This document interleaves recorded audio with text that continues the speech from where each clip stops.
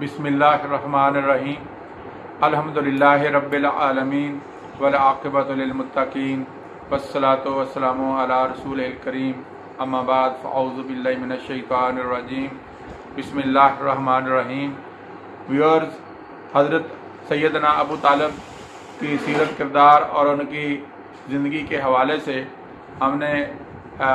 कुछ नशिस्तों का जो है अहतमाम किया था। उस सिलसिले की आज चौथी कड़ी है। इसमें आज हम इंशाअल्लाह सैयदना अबू तालिब के हवाले से जो अल्लाह ताला के करम से उनको एक बहुत बड़ी फजीलत हासिल हुई और वो रसूलुल्लाह अलैहिस्सलाम के कफ़ील बने, इस आपकी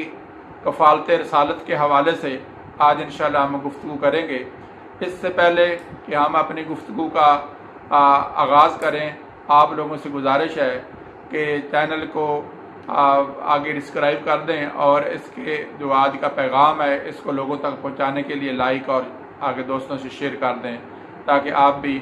इस सदका जारिया का हिस्सा बन सकें। दोस्तों, आज जैसे कि मैंने कहा कि आज की नशिस्त जो है वो हमने सैयदना अबू तालिब के नबी अलैहिस्सलाम के कफ़ील बनने के हवाले से है। नबी अलैहिस्सलाम के कुल जो थे उस वक्त 9 चचा जो है हयात थे। उनमें से आपके दादा सैयदना हज़रत अब्दुल मुत्तलिब जो हैं, उन्होंने जब ज़िंदगी का आखिरी वक्त आया तो उस वक्त उन्होंने ये अपनी ज़िम्मेदारी जो थी सैयदना अबू तालिब और आपके दूसरे चचा जो सगे थे हज़रत सैयदना ज़ुबैर जो हैं उनके हवाले की। उनको ज़िम्मेदारी दी कि आप मेरे इस पोते का जो है पूरी तरह ख्याल रखेंगे। अब हम देखते हैं कि ये बज़ाहिर तो एक वाक़या है कि एक बाप ने अपने बेटे को अपने एक पोते की ज़िम्मेदारी दे दी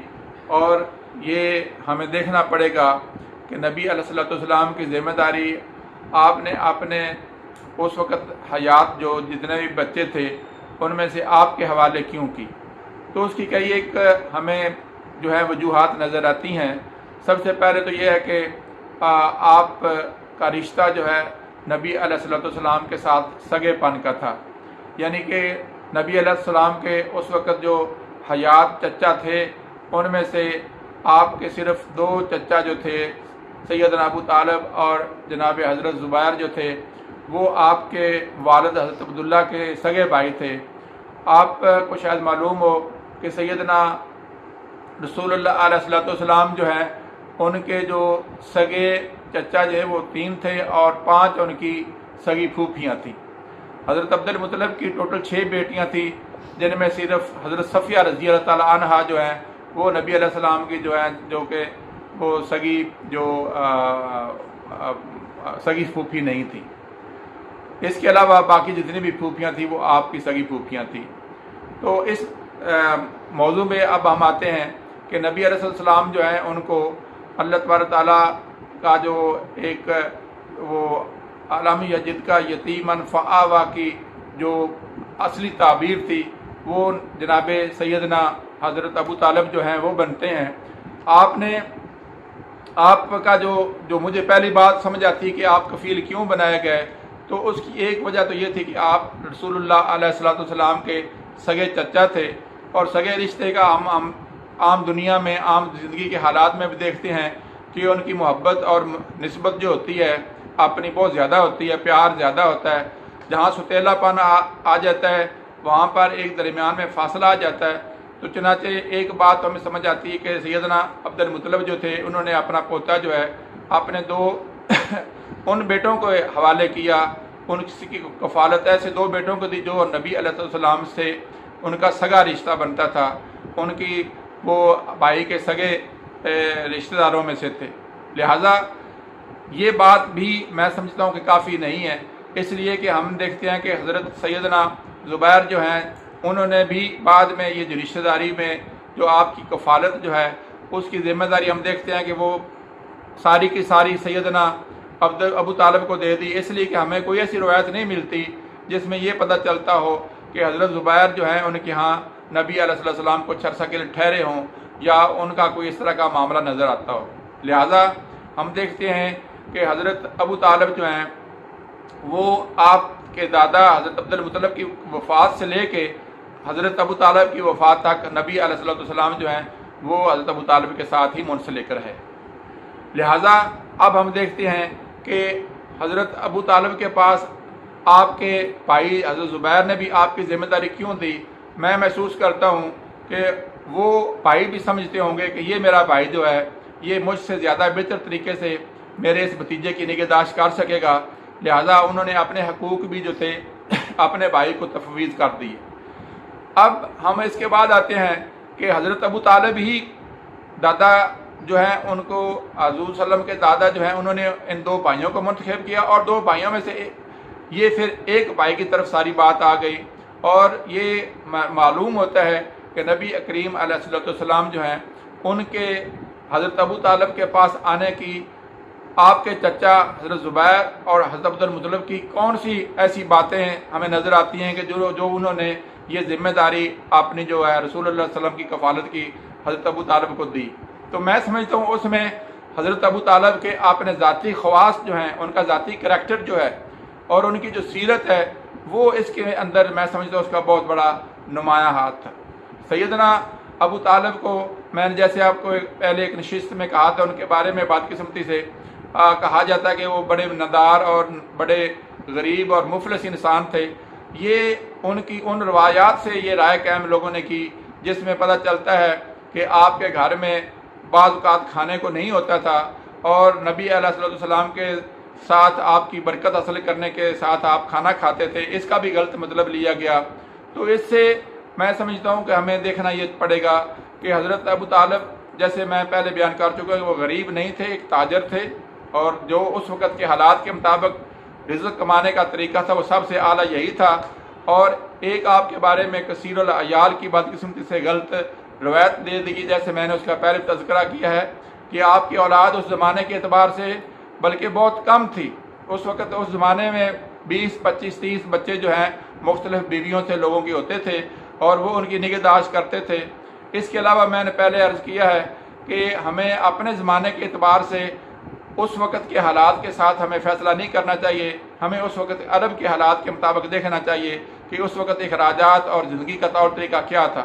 لہٰذا نظر آتا ہے کہ حضرت ابو طالب جو کہ ایک تاجر تھے اور خوشحال انسان تھے، لیکن ان کے گھر میں فاقہ کشی کیا ہوتی تھی؟ اس کی ریزن یہی تھی کہ آپ بہت زیادہ سخاوت کرتے ہوں گے اور غریب پروری کرتے ہوں گے، صلہ رحمی کرتے ہوں گے، جس کی وجہ سے آپ کے گھر میں جو جتنا مال و اسباب ہوتا تھا وہ آپ لوگوں پہ خرچ کر دیتے تھے، اور بعض کا تو اس کو اپنی ذات پہ بھی ترجیح دیتے تھے۔ اور یہ بات ہمیں نبی کریم علیہ السلام کی ذات اقدس میں بھی نظر آتی ہے، اور سیدنا علی رضی اللہ تعالیٰ عنہ کے ابھی ہم کردار دیکھتے ہیں تو یہ بات وہاں پر بھی نظر آتی ہے۔ ایسے معلوم ہوتا ہے کہ سیدنا ابو طالب کی یہ کوالٹی جو تھی، یہ کریکٹر کی جو خصوصیت تھی، آپ کی سیرت کا جو ایک یہ خوبصورت حصہ تھا، یہ آپ نہ صرف نبی علیہ السلام کی طرف بھی منتقل ہوا بلکہ سیدنا علی رضی اللہ تعالیٰ عنہ کی ذات میں بھی یہ پوری طرح غالب رہا۔ اس کے علاوہ اس میں ایک بات توکل الی اللہ کی ہے۔ اس کا مطلب یہی ہوتا ہے کہ آج آپ کے پاس جو کچھ ہے اللہ کی راہ میں خرچ کر دیں، اور لوگوں کی غریب پروری کے لیے جو اگر بن سکتا کر سکیں، لیکن اپنی ذات کو اس میں نفی کر دیں۔ چنانچہ توکل کا مادہ بھی آپ کی ذات میں نظر آتا ہے، اس طرح اس میں اثار کا مادہ بھی ہے کہ آپ اپنی ذات کے اوپر لوگوں کو ترجیح دیتے تھے۔ ہم دیکھتے ہیں کہ نبی کریم علیہ السلام کے ساتھ آپ کی محبت بے انتہا تھی، اور یہ اثار اور قربانی اور محبت کا اتنا خوبصورت مظاہرہ ہے کہ آپ نے اکثر اوقات اپنی اولاد پہ بھی نبی علیہ السلام کو ترجیح دی، اور آپ باقاعدہ جب تک آپ کھانے پہ دسترخوان پہ نہیں آتے تھے بچے آپ کا اور گھر والے آپ کا انتظار کرتے تھے۔ اس کو صرف یہ کہہ دینا کہ نبی علیہ السلام سے برکت حاصل ہوتی تھی صرف اس لیے کرتے تھے، یہ بھی بے انصافی کی بات ہوگی، اس لیے کہ آپ علیہ السلام کے ساتھ آپ کی جو محبت تھی وہ اتنی بے پایاں تھی کہ حضرت عبد المطلب نے اور آپ کے بھائی حضرت زبیر نے اپنی تمام تر اچھی کریکٹرز کے باوجود آپ کی ذمہ داری جو تھی نبی علیہ السلام کی جو تھی وہ حضرت ابو طالب کے حوالے کی۔ لہٰذا آپ کا احسار جو تھا، آپ کی محبت اس قدر نبی علیہ السلام کے ساتھ تھی، وہ بس اس طرح خوبصورت تھی کہ آپ محبت اور وابستگی کی بنیاد پہ آپ علیہ السلام کا کھانے پہ انتظار کرتے اور ان کو ساتھ ملا کے کھانا کھاتے، اور اس ترجیح کی بنیاد پہ نبی علیہ السلام کے ساتھ آپ کا جو تعلق ہے اور وہ محبت ہمیں نظر آتی ہے۔ اس کے علاوہ آپ کی جو میں سمجھتا ہوں ایک اور بہت بڑی بات تھی کہ آپ دور اندیش انسان تھے۔ آپ نے نبی کریم علیہ السلام کی جو بچپن کی خصوصیات دیکھی تھیں، ان کے حوالے سے بعض ایسی جو برکتیں نازل ہوئیں اور گھر میں ایسے واقعات دیکھے گئے جس کی وجہ سے نہ صرف حضرت عبد المطلب جو تھے وہ آپ کے گرویدہ تھے،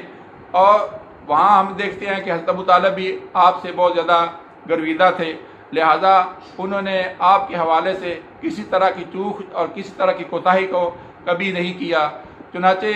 آپ کی جب تجارت کے معاملات ہم نے پہلے بھی ذکر کیا ہے، جب آپ بچپن میں ہی تھے تو آپ کو انہوں نے بچپن میں ہی روزگار کے حوالے سے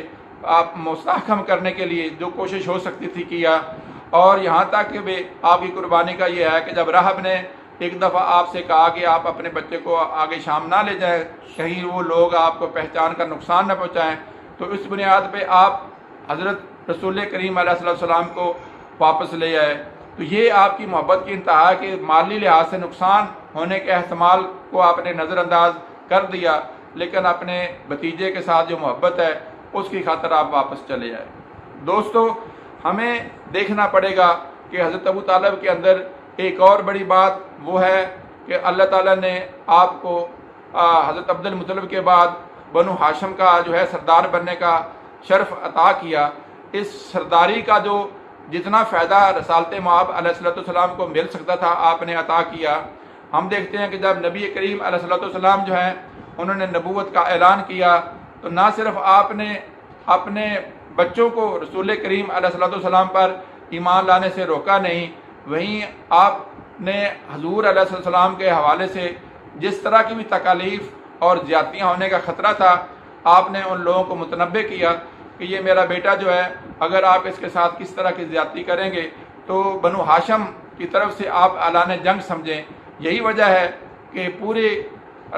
حضرت رسول کریم علیہ السلام کی جو 10 سالہ زندگی حضرت ابو طالب کے حوالے سے جو نبوت کی آتی ہے وہ ساری کی ساری میں سمجھتا ہوں ان کو جرت نہیں ہو سکی کہ وہ نبی علیہ السلام کے ساتھ زبانی بات کرنے کے علاوہ کسی جسمانی تکلیف دینے کی طرف آ سکے۔ آپ علیہ السلام کے ساتھ آپ کی یہ میں سمجھتا ہوں سرداری کا جو فائدہ آپ کو پہنچا اور جس طرح آپ نے اپنی اس سرداری کی وجہ سے نبی علیہ السلام کے ساتھ سیسا پلائی ہوئی دیوار بنے، تو یہ بھی آپ کا ایک بہت بڑا کارنامہ بھی ہے، اور یہ بات سیدنا عبد المطلب نے بھی محسوس کی اور آپ کے بھائی نے بھی محسوس کی کہ ہمارا یہ جو کام جو ہے نبی علیہ السلام کے حوالے سے، اس کی پرورش کے حوالے سے، ان کی کفالت کے حوالے سے یہ سب سے بہتر حضرت ابو طالب کر سکیں گے۔ لہٰذا حضرت ابو طالب کی زندگی کے میں سمجھتا ہوں کہ جتنے گوشے بھی دیکھے جائیں وہ ایک اعلیٰ انسان کے، ایک اچھے کردار کے انسان کے، اللہ پہ توکل رکھنے والے انسان کے تھے، اور اس میں سے ایک دور اندیشی ہے۔ لوگ آپ کے ایمان کے حوالے سے جو روایات کا تنقیدی جائزہ لیتے ہیں انہوں نے اس کی مختلف وجوہات بیان کی ہیں۔ میں سمجھتا ہوں کہ آپ نے علل اعلان اسلام کا ذکر نہ کر کے بیسیکلی کفار کے منہ بند کر رکھے تھے، اور آپ کی اس مصلحت کی وجہ سے ہم دیکھتے ہیں کہ کفار جو ہے اگرچہ آپ سے دور رہے، لیکن اس کے ساتھ ہی آپ نے اپنی اولاد کو اور اپنے گھر والوں کو نبی کریم علیہ السلام پہ بظاہر ایمان لانے سے نہیں روکا۔ آپ کے گھر کے تمام افراد جو تھے نبی کریم صلی اللہ علیہ وسلم پر ایمان لا چکے تھے، تو یہ کیسے ممکن ہے کہ گھر والے کو آپ ان کو نہ روکیں اور خود حضور علیہ السلام پہ آپ ایمان نہ لائیں، جبکہ آپ نے نبی کریم صلی اللہ علیہ وسلم کی بچپن سے آپ کی برکات کو محسوس کیا ہو اور دیکھا ہو، اور ان کی وجہ سے آپ نے خانہ کعبہ میں جا کے اللہ تعالیٰ سے دعائیں بھی مانگی ہوں اور ان کو مستجاب الدعوات پایا ہو، تو اس کے باوجود آپ ایمان نہ لائیں، تو یہ میں سمجھتا ہوں کہ ناممکن سی بات ہے۔ ہاں، اعلان نہ کرنا میں سمجھتا ہوں ایک مصلحت ہو سکتی ہے، اور اسی بنا پر آپ نے کفار کے سامنے اور اس طرح کی کوئی بات نہ کی، تاکہ جب وہ نبی کریم صلی اللہ علیہ وسلم کے حوالے سے شکایت لے کر آئیں تو وہ آپ کو اپنا ہی حلیف سمجھتے ہوئے یہ محسوس کریں کہ آپ گو کہ حضور صلی اللہ علیہ وسلم کا جو بھی آپ مدد کر رہے ہیں وہ صرف اس لیے کر رہے ہیں کہ آپ ان کو بھتیجا سمجھتے ہیں، اور بھتیجا ہونے کی وجہ سے آپ اس کی ہیلپ کر رہے ہیں، نہ کہ دین میں کسی طرح کی ان کی مدد کر رہے ہیں۔ لہٰذا حضرت ابو طالب جو ہیں ان کی یہ دور اندیشی میں محسوس کرتا ہوں، اس دور اندیشی کے تحت انہوں نے اپنے ایمان کو لوگوں پہ ظاہر نہ کیا۔ اس کے علاوہ جو میں سمجھتا ہوں کہ آپ کے حوالے سے قربانی اور دلیری، اور یہ آپ دیکھیں کہ کس قدر ہے کہ جب شب ابی طالب میں حضور علیہ الصلوۃ والسلام چلے گئے تو آپ نے جس جوان مردی سے، جس دلیری سے آپ نے وہ 3 سال حضور صلی اللہ علیہ وسلم کے ساتھ گزارے، وہ اپنی جگہ پہ قابل فخر ہیں۔ اور اس میں بھی آپ دیکھیں کہ آپ کا حوصلہ نہیں ٹوٹا، نبی علیہ الصلوۃ والسلام جو بھی بات کرتے تھے آپ اس کو مانو ان جو ہے آگے کفار تک لے کر جاتے تھے۔ اور میں سمجھتا ہوں کہ آپ کی یہ چھوٹی سی نشست میں آپ کی جو خوبصورت سیرت ہے اور آپ کی زندگی کی جو بہت اعلیٰ کوالٹیز ہیں ان کا بیان کرنا ناممکن ہے۔ بہرحال ایک بات جو میں سمجھتا ہوں کہ نبی علیہ السلام کو جب آپ کے حوالے کیا گیا تو اس میں نہ صرف یہ تھا کہ آپ ان کے سگے تھے، آپ کے سگے چچا تھے، اور ساتھ ہی آپ سے محبت اور پیار ایک فطری طور پر زیادہ تھا، لیکن ساتھ ہی نبی صلی اللہ علیہ وسلم کی خصوصیات کی وجہ سے آپ باخبر تھے، اور آپ کے دادا حضرت عبد المطلب کو خیال تھا کہ میرا یہ بیٹا جو ہے میرے اس پوتے کی اچھے طریقے سے نگہداشت کر سکتا ہے اور اس کو وہ مقام جو اس کو ملنے والا ہے اس میں مددگار ہو سکتا ہے۔ لہٰذا میں سمجھتا ہوں کہ آپ اپنے والد کی اس خواہش کے اوپر اور ان کی جو یہ تدبیر تھی وہ بالکل اس کو سچ ثابت کر دکھایا، اور حضور علیہ الصلوۃ والسلام کو جتنی مدد آپ کو اپنے اس چچا سے حاصل ہوئی کسی سے حاصل نہ ہو سکی۔ آپ نے جس سال آپ کا انتقال ہوا اس سال نبی علیہ الصلوۃ والسلام نے عام الحزن یعنی غم کا سال اس کو قرار دیا۔ اس سال اتفاق سے آپ کی رفیقہ حیات جو کہ میں سمجھتا ہوں کہ سیدنا رسول کریم علیہ السلام کے اوپر جن 3 شخصیات کا بہت بڑا میں سمجھتا ہوں کہ کردار نظر آتا ہے، ان میں سے ایک سیدنا ابو طالب ہیں، اور ایک ان میں سے بڑا نام سیدہ خدیجہ الکبریٰ رضی اللہ تعالیٰ عنہا کا ہے۔ وہ بھی اسی سال جو ہے جب شب ابی طالب سے باہر آپ نکلے تو بعد ان کا بھی انتقال ہوا۔ اور اسی کے ساتھ ہی تیسری شخصیت جو ہے سیدنا ابو بکر صدیق رضی اللہ تعالیٰ عنہ کی ہے، جنہوں نے مالی لحاظ سے نبی علیہ السلام کے ساتھ انتہا سے تعاون کیا، اس لیے کہ آپ کی ایک حدیث کا مفہوم ہے کہ کسی کے مال سے مجھے اتنا فائدہ نہیں پہنچ سکا جتنا ابو بکر کے مال سے مجھے فائدہ پہنچا ہے۔ تو اس سے آپ اندازہ کر سکتے ہیں کہ یہ 3 شخصیات جو ہیں یہ بڑا نبی صلی اللہ علیہ وسلم کی زندگی میں اہم رہی ہیں، اور یہ 2 شخصیات جن کا ذکر میں نے پہلے کیا، حضرت ابو طالب اور سیدہ خدیجہ الکبریٰ جو ہیں رضی اللہ تعالیٰ عنہا، ان کی وفات ایک ہی سال میں آگے بعد ایک دوسرے کے بعد ہوئی، تو اس سال کو عام الحزن کہا گیا یعنی غم کا سال۔ اللہ جل شانہ سے دعا ہے کہ ہمیں نبی علیہ السلام اور ان کے ساتھ پیار کرنے والے، ان کی نگہداشت کرنے والے، ان کی زندگی میں ہر طرح کا کردار ادا کرنے والے، ان کی تعلیم و تربیت میں حصہ لینے والے، اور آپ علیہ السلام کی تبلیغ اور آپ کی دعوت کو آگے بڑھانے میں اپنا کردار ادا کرنے والے تمام لوگوں کی جو ہے عزت کرنے کی توفیق عطا فرمائے، اور ان کے درجات کی بلندی کے لیے ہمیں اپنے جذبات کو پورا صحیح طریقے سے استعمال کرنے کی توفیق عطا فرمائے۔ رضی اللہ تعالی عنہ و رضوا عنہ، وما علینا الا البلاغ۔